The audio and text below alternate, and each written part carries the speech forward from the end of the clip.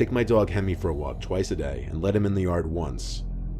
When I take him for a walk around the neighborhood, I always try to take different routes just to keep it from getting repetitive, not just for me, but for Hemi as well. Oftentimes on the weekends, I take him for longer walks since I have more free time, and I don't have the stress of other work-related things still lingering in my mind. On a cloudy, humid Saturday evening, it was one of those times that I decided to take him on a long walk. I'm talking like almost an hour. We were in a part of the neighborhood I wasn't too familiar with. I found a walking trail that was part of the town's huge nature preserve. It was a rather low-key path. There didn't seem to be any other people on it but me. It was a rather narrow path with woods on either side. It wasn't a cement bike path like the other trails in the preserve. Hemi led the way, pulling the leash harder than usual, probably excited by all the new random smells he was picking up. Eventually on the trail, we passed this little square park.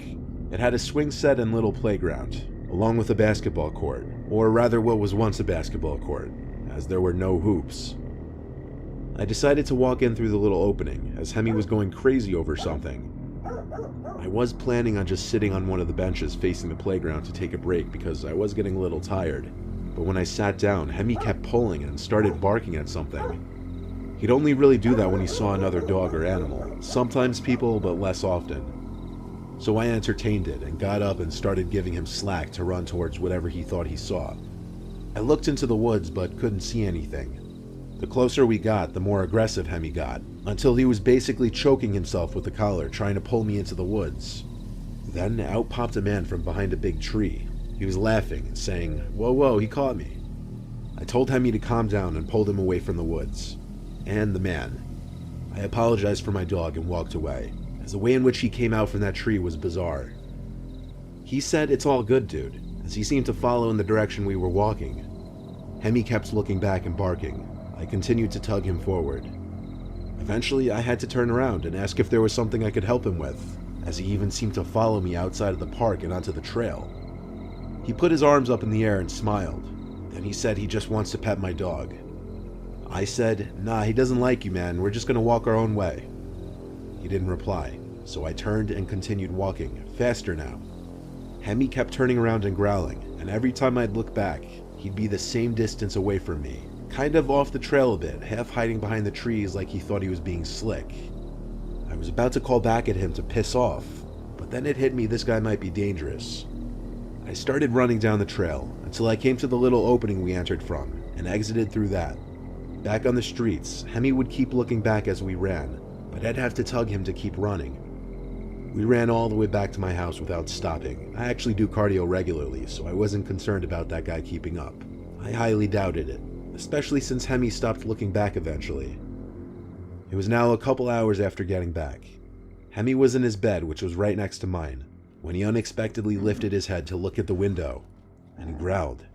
At first I thought it was because of the sound of the rain droplets that had just begun to hit the outside of the window. I was thinking about getting up out of bed to close the window, even though I was already comfortable in bed. Then it happened. A voice speaking into the window. A voice I recognized from a few hours ago, asking if I knew why he was in the woods. Hemi started going crazy. I jumped in my skin and turned to the window. I couldn't see his features or face, but I could see the outline of his body at my window. I yelled, "What do you want?" He calmly asked if I saw what he was doing in the woods. I told him no, and he asked me, "Are you sure?" I said yes with a tremble in my voice. He said okay, and I saw the outline of his body move away from the window. Hemi stopped growling after a few moments. I closed the window and latched it. I wouldn't have been able to sleep that night without calling the police. I told them I was followed by someone in the park, and that he came to my window. The dispatcher asked if the man left, and I told her to my knowledge, yes. She said if he were to come back, to call 911 again. She implied it was a busy night since it was a Saturday. I did feel comfort knowing Hemi would give me a warning at least if he were to come back. He didn't end up coming back though, thank God. The man's words, "Did you see what I was doing in the park?" still don't really make sense to me. I wonder if he were implying he was doing something he didn't want others to see, and that he was worried I witnessed it, but that alone would raise even more questions.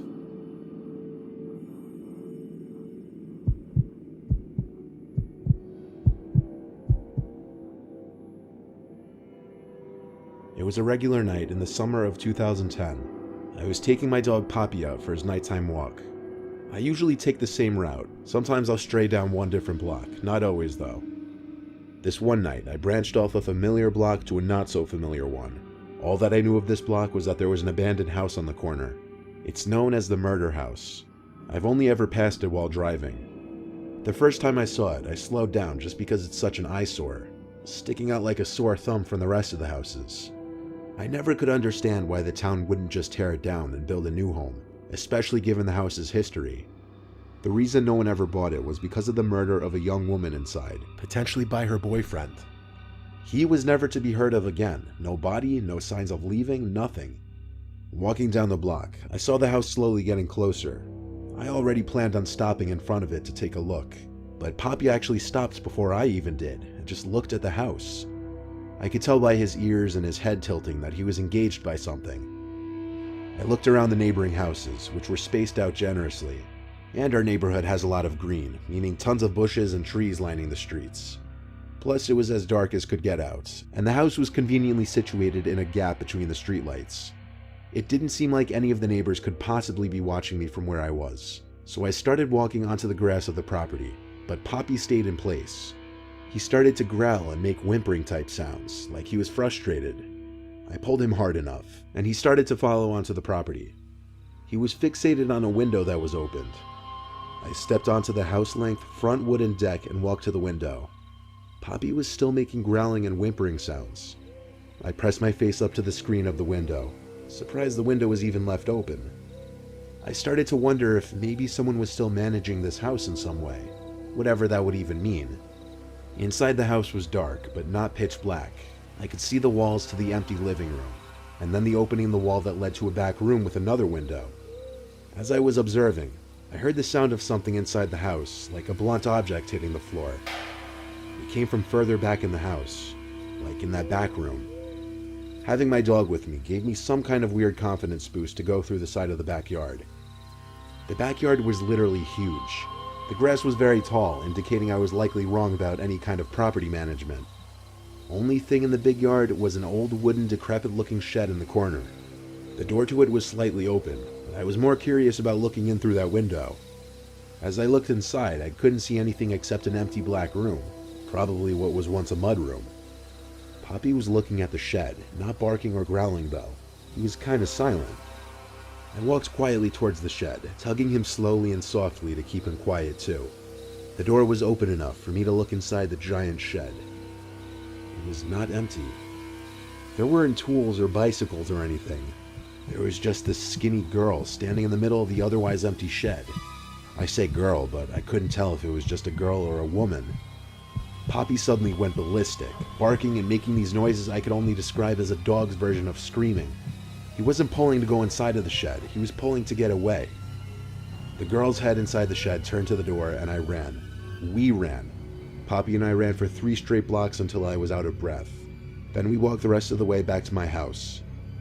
I went to a house nicknamed Murder House, where a young woman was killed potentially by her boyfriend, and then I witnessed a young woman standing in the middle of that empty shed. I don't know if I believe it was an apparition, or just some girl by chance trying to explore that abandoned house just like me.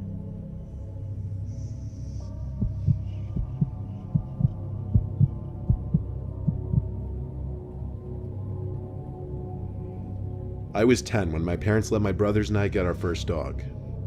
I'm the middle sibling, and it was always my older brother and I's job to walk the dog. Our dog's name was Nyla. Nyla was a golden retriever. My brother would walk her in the afternoon after school, and I would walk her at night. I don't remember anything about what kind of night it was. Cold, warm, weeknight, weekend, nothing. All the details I remember are what I'm including in my recounting of this experience. I was like halfway through my walk with Nyla when she looked across the street and her tail started wagging. She started barking and tugging to go say hi to this dog that was being walked by a man across the street. The man made the decision for the both of us to cross the street and allow our dogs to say hi. His dog was a very tiny, fluffy dog. I think it might have been a Maltese. His dog seemed very timid and like he didn't want to be bothered by Nyla. The man asked my name and I gave it to him, and he told me his name.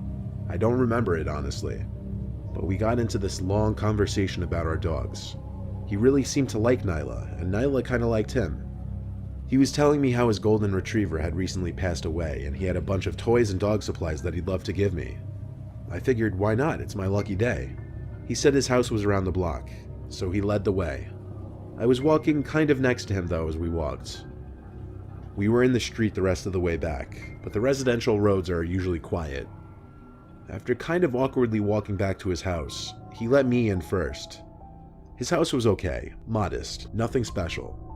He led Nyla and I into the kitchen as he let his dog go run off into a different room. He asked me to have a seat on one of the stools by the island in the kitchen and asked if I wanted anything to eat. He offered me a bag of chips and I accepted it. He handed me a bag of some off-brand potato chips. Then he just sat on the stool next to mine and started petting Nyla. He was awfully close to me, and then he looked down at the bag of chips, I think, as if he were waiting for me to open it. I put it on the island in front of me. He just sat there petting Nyla, not saying much. I was wondering when he was going to get the dog supplies he promised. He didn't show any signs of doing that though. Instead he was asking me personal questions, making awkward small talk with me. At one point I remember he even patted my knee as if he were my father or something. I remember an overwhelming feeling of discomfort suddenly, so I finally asked about the collar, toys, and other supplies he mentioned. He said he'd be right back and go get it. He said it's, not them. I remember picking up on that. He left through one of the 2 doorways in the kitchen. Then I heard him stomping downstairs to the basement. Moments later, I heard him call up to me to come downstairs and check out some of the stuff he wanted to give me. I got up just to walk over to the basement door, still deciding if I'd want to go down. But then Nyla started growling at something behind the open basement door. I looked. There was someone crouched down in the dark hallway.